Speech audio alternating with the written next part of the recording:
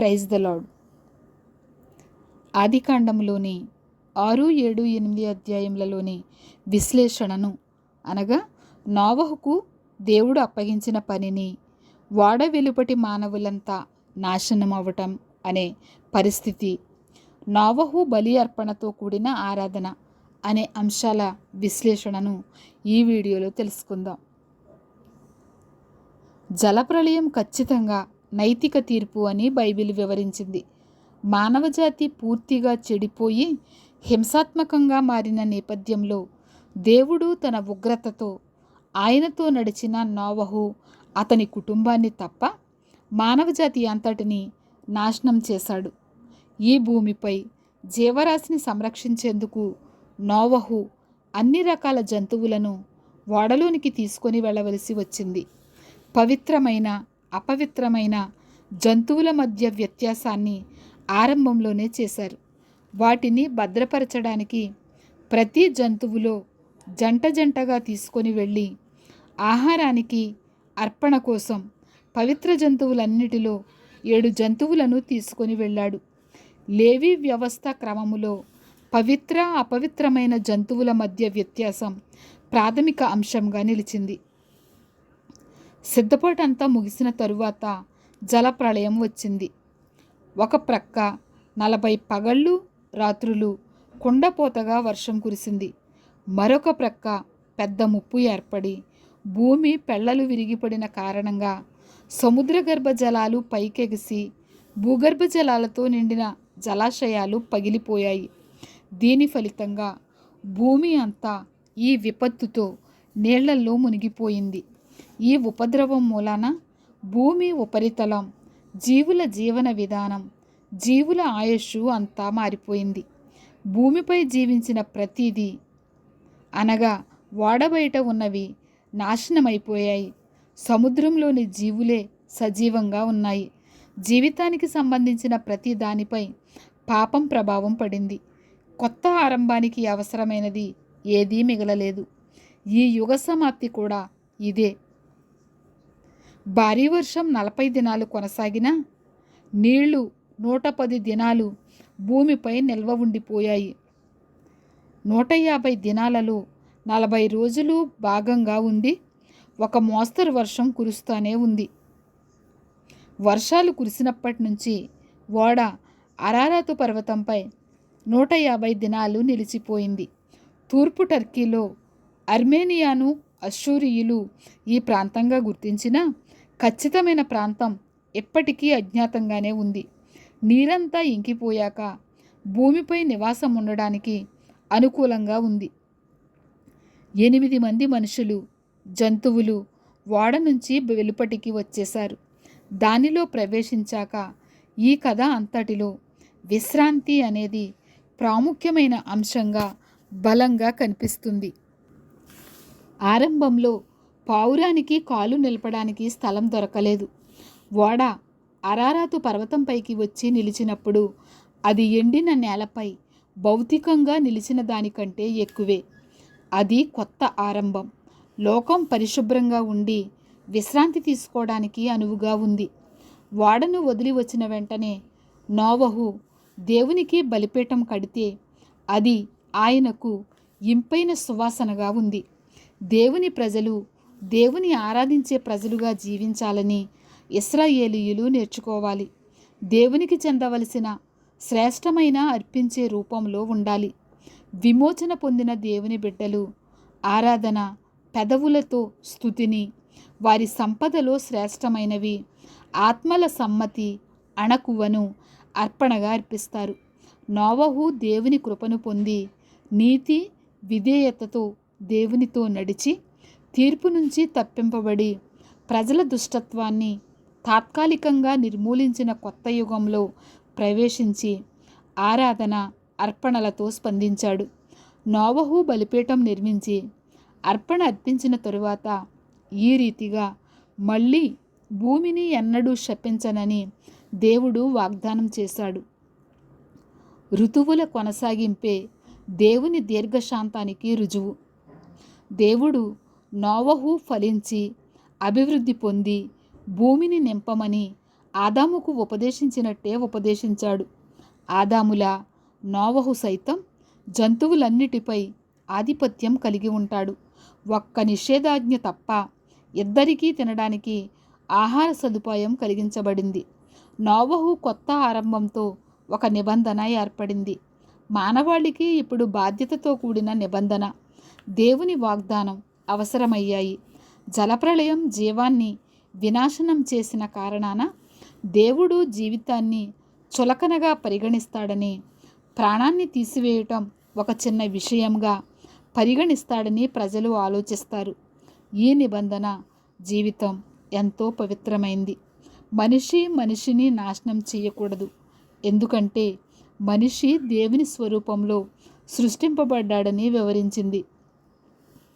ఈ నిబంధన ప్రకృతి స్థిరత్వాన్ని దృఢపరచడానికి దీనిని స్థాపించడం జరిగింది. ఈ లోక వ్యవస్థ వాస్తవికతను తెలుసుకోవడానికి సాయపడుతుంది.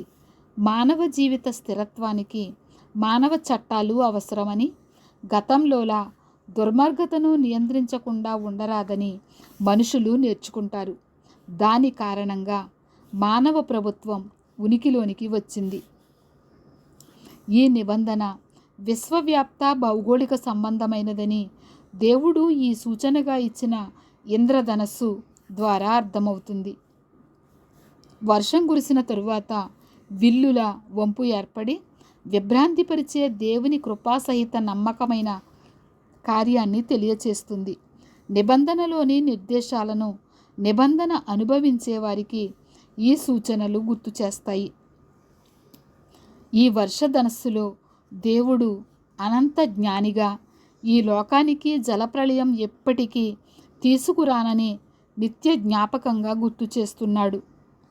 జలప్రళయానికి ముందు ఎటువంటి వర్షం పడలేదు కాబట్టి ధనస్సు అవసరం లేకపోయింది. మేఘాలు లేనప్పుడు కాంతి పరావర్తనం చెంది ఈ అద్భుతమైన ప్రదర్శనను ఇస్తుంది. ఈ ధనస్సు వంపులు యుద్ధ విల్లు వంపుల్లా మేఘాల నుంచి వ్రేలాడినట్టుగా ఉంటాయి.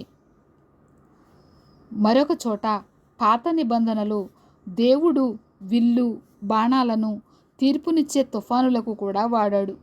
ధనస్సు ప్రస్తుతం తీసివేయబడి మేఘాలతో వేరే స్థానంలో ఉంచబడటం ద్వారా యుద్ధ తుఫాను ముగిసింది అని తెలియజేస్తోంది. ఈ రీతిగా ధనస్సు సమాధానం గురించి వివరిస్తుంది. తూర్పు ప్రాచ్య దేశాలతో యుద్ధాలు ముగిశాక శాంతి నెలకొనడానికి నిబంధన ఒప్పందాలు జరిగేవి. అదేవిధంగా పాపంపై తీర్పు ఇచ్చిన తరువాత దేవుడు శాంతి ఒప్పందాన్ని చేశాడు. ఆకాశంలో దేవుడు చేసిన కృపా వాగ్దాన ప్రతిజ్ఞను నిలబెట్టుకుంటాడని దీనిని చూసిన ఇశ్రాయేలీయులు బలపడతారు. ఇశ్రాయేలీయులలో నమ్మకమైన వారికి ఆ యుగంలో దేవుని తీర్పు ముగిసింది అనే విషయాన్ని ఖచ్చితంగా స్మృతికి తెచ్చింది. 1000 ఏళ్ల పరిపాలనకు ముందు సంపూర్ణ సమాధానం, విశ్రాంతి పొందే ముందు అంత్యదినాలలో ఈ దేవుని తీర్పు మరోసారి వెలువడుతుంది. ఆదికాండము 9వ అధ్యాయము 8 నుంచి 17వ వచనాల్లో ఇశ్రాయేలీయుల అంత్యదినాలలో ఖడ్గాలు, నాగటి నక్కు ధరిస్తారని ఊహిస్తుంది. ఈ వ్యవధిలో కొత్త వ్యవస్థ కొనసాగుతుంది. దేవుడు దీర్ఘశాంతంతో చూపే అందరికీ చెందే కృప అంతం వరకు వ్యక్తుల జీవితాలలో పనిచేస్తుంది. ఈ భాగానికి వివరణలో భిన్న సమస్యలు ఉండిన కారణంగా బైబిల్ పండితులకు ఏ విధంగా అర్థం చేసుకోవాలో సమస్యగా మారింది. ఇశ్రాయేలీయుల శత్రువులైన కనానీయుల స్వభావం, గమ్యం ప్రత్యక్షంగా ప్రస్తావించిన భాగం ఇది. అందువల్ల ఈ పుస్తకం ఉద్దేశం గుర్తుంచుకోవటం ప్రాముఖ్యం. ఓడ నుంచి వెలుపటికి వచ్చిన వారిలో ప్రత్యేకంగా ప్రస్తావించిన హాము కనానుకు తండ్రి. నోవహు ముగ్గురు కొడుకుల నుంచే ప్రపంచంలోని జనాభా అంతా వచ్చింది. షేము సంతతి నుంచి వచ్చిన వారు షేము కుమారులు. షేము సంతతి వాడే అబ్రహాము. నోవహు భూమికి చెందినవాడు. అతడు ద్రాక్ష తోట నాటడం ప్రారంభించాడు. ద్రాక్ష రసం హృదయాన్ని ఉల్లాసపరిచిన, శాపం నుంచి వచ్చిన వేదనకు ఉపశమనం కలుగజేసిన, దాని వలన కలవరపరిచే ఫలితాలుంటాయి. ఇక్కడవి నోవహు జీవితంలో ప్రత్యక్షమయ్యాయి. క్రొత్త సృష్టిగా ఆరంభించే అవకాశం ఉన్నప్పటికీ మానవునిలో ఎలాంటి మార్పు లేదు. నోవహు ఒక అన్యుడిలా ప్రవర్తించాడు. నోవహు చిన్న కొడుకు హాము చేసినది ఏమిటి? నోవహు హాము కుమారుడు కనానును ఎందుకు శపించాడు అనేది ప్రాథమిక ప్రశ్న. దీనికి అనేక కల్పనా కథలు చెప్పబడ్డాయి. పూర్వీకులకు తండ్రిని వస్త్రహీనుడుగా చూడటం కుటుంబ నైతిక నియమాన్ని అతిక్రమించినట్టే. కుటుంబ పవిత్రతను పతనం చేసి తండ్రి సామర్థ్యాన్ని పరిహాసం చేసినట్టే. యాదృచ్ఛికంగా ఈ పరిస్థితిలో కాలుపెట్టిన హాము బయటకు వెళ్ళి తన తండ్రిపై విజయం సాధించినట్టు తన అన్నలిద్దరితో ఆనందంగా చెప్పాడు. జరిగిన చిన్న సంఘటన అతి ప్రధానమైన సంఘటనగా మారిపోయింది. అతని ముగ్గురు కుమారుల స్వభావం వారి సంతానంలో కొనసాగుతుందని తెలియచేస్తుంది నోవహు యొక్క ప్రవచనం. ఈ సంఘటన కారణంగా నోవహు తన కుమారుని సంతతి విషయంలో ప్రవచించాడు. అతను ప్రత్యక్ష పదాలతో కనాను శపింపబడిన వాడై అని ఆరంభించాడు. హాము చేసిన దానికి హాము కుమారుని నోవహు శిక్షించడం లేదు. హాము నుంచి కనాను ద్వారా ఏర్పాటయ్యే కనానీయుల దేశాన్ని నోవహు మాటలు ప్రస్తావిస్తున్నాయి. హాము చేసిన గర్వంతో కూడిన పనులు పర్యవసానాలతో ముగిశాయి. పాపానికి ఫలం న్యాయసూత్రం ప్రకారం అత్యధిక అవమానం పొందాలి. హాము తన తండ్రి కుటుంబంలో కోలుకోలేనంత కలహాన్ని సృష్టించాడు. దీని ఫలితంగా తన కుమారుని కుటుంబానికి శాపం వచ్చింది. తన సొంత వంశం కోసం హాము తన సహోదరుల నుంచి నాయకత్వం స్వాధీనం చేసుకోవాలని ప్రయత్నించినట్టు తెలుస్తుంది. ఇతర ప్రాచీన సాంప్రదాయంలో కొడుకు తండ్రి స్థానాన్ని భర్తీ చేయటం వంటి విషయానికి ఇది పోలి ఉంది. తన ప్రయత్నం వైఫల్యం చెందితే కనాను ద్వారా పొందే తన సంతానం ఇతర తెగలకు నాయకత్వం ఇచ్చే బదులు వాళ్ళ నాయకత్వం కింద పనిచేస్తారు. నోవహు ప్రవచనం ప్రకారం కనానీయులు షేము వంశస్థులకు, యాపేతు వంశస్థులకు దాస్యత్వం చేస్తారు. దీనికి కారణం కనానీయులు హాములా దిగజారిన బతుకులు జీవించరు. అంతేకాని హాము చేసిన పనిని బట్టి కాదు. దేశవ్యాప్తంగా త్రాగుబోతుతనం, వ్యభిచారం మనుషులను బానిసత్వంలోనికి నెడతాయి. ఇందువల్ల దేవుని ప్రణాళికతో ఇశ్రాయేలీయులను ఆశీర్వదించడానికి కనానీయులను శిక్షించాల్సి వచ్చింది.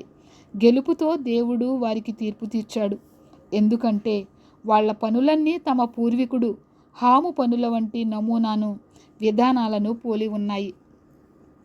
పాత నిబంధన చరిత్రలో కనానీయుల బానిసత్వాన్ని అనేక పరిస్థితులలో చూస్తాం. త్వరలోనే ఈ పరిస్థితి తలక్రిందులయ్యింది. కనానీయులు ఓడిపోయి తూర్పు దేశ రాజులకు బానిసలయ్యారు. యెహోషువ క్రింద తరువాత కాలంలో జీవించిన గిబియోనీయులు ఇశ్రాయేలీ ప్రత్యక్షత నిర్మించడానికి కట్టెలు కొట్టేవారిగా, నీళ్లు మోసేవారిగా పనిచేశారు.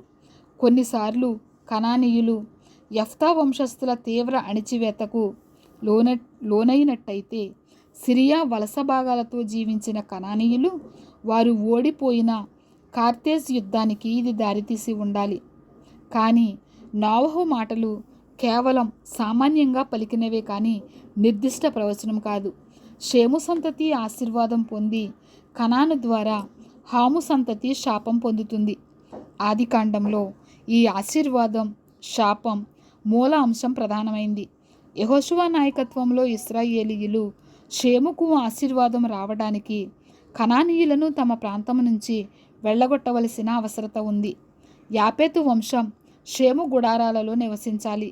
అంటే యాపేతు వంశం షేము సంతతితో స్నేహపూర్వక సంబంధాలు కలిగి ఉంటారే కానీ యాపేతు సంతతి షేము సంతతిని వెళ్ళగొట్టారు.